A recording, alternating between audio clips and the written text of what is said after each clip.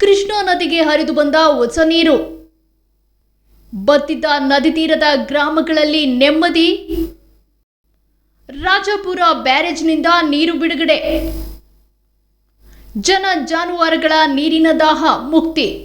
ಕೃಷ್ಣಾ ನದಿ ಒಣಗಿದ್ದರಿಂದ ನದಿ ತೀರದ ಗ್ರಾಮಗಳಲ್ಲಿ ಕುಡಿಯುವ ನೀರಿಗಾಗಿ ತೀವ್ರ ಸಮಸ್ಯೆ ಉಂಟಾಗಿತ್ತು. ಕೇವಲ ಜನರಿಗಷ್ಟೇ ಅಲ್ಲದೆ ಜಾನುವಾರುಗಳಿಗೆ ಕುಡಿಯಲು ಹನಿ ನೀರಿಲ್ಲದೆ ಪರಿಸ್ಥಿತಿ ಕೈಮೀರಿತ್ತು.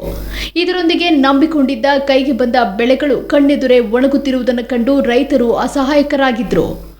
ಕೃಷಿ ಮತ್ತು ಕುಡಿಯುವ ನೀರಿಗಾಗಿ ನದಿ ತೀರದ ಗ್ರಾಮಸ್ಥರು ಹಾಹಾಕಾರ ಪಡುವಂತಾಗಿತ್ತು.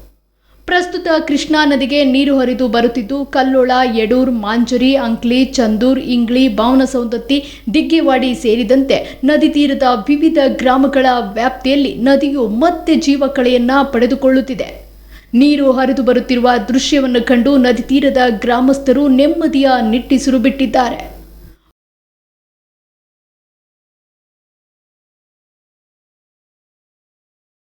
ಮಹಾರಾಷ್ಟ್ರದ ರಾಜಾಪುರ ಬ್ಯಾರೇಜ್ನಿಂದ ಕೃಷ್ಣಾ ನದಿಗೆ ನೀರನ್ನು ಹರಿಬಿಡಲಾಗುತ್ತಿದೆ ಎಂಬ ಮಾಹಿತಿ ಲಭ್ಯವಾಗಿದೆ. ಮಹಾರಾಷ್ಟ್ರದಿಂದ ಹರಿದು ಬಂದಿರುವ ಈ ನೀರು ಸದ್ಯಕ್ಕೆ ಗಡಿಭಾಗದ ಹಳ್ಳಿಗಳ ನೀರಿನ ದಾಹವನ್ನು ತಣಿಸಿದೆ. ಒಟ್ಟಿನಲ್ಲಿ ಕೃಷ್ಣೆಯ ಒಡಲು ತುಂಬುತ್ತಿರುವುದು ನದಿ ತೀರದ ಜನ ಜಾನುವಾರುಗಳಿಗೆ ಹಾಗೂ ರೈತಾಪಿ ವರ್ಗಕ್ಕೆ ದೊಡ್ಡ ಆಸರೆಯಾಗಿ ಪರಿಣಮಿಸಿದೆ. D K Uppar, in news, Chikkodi.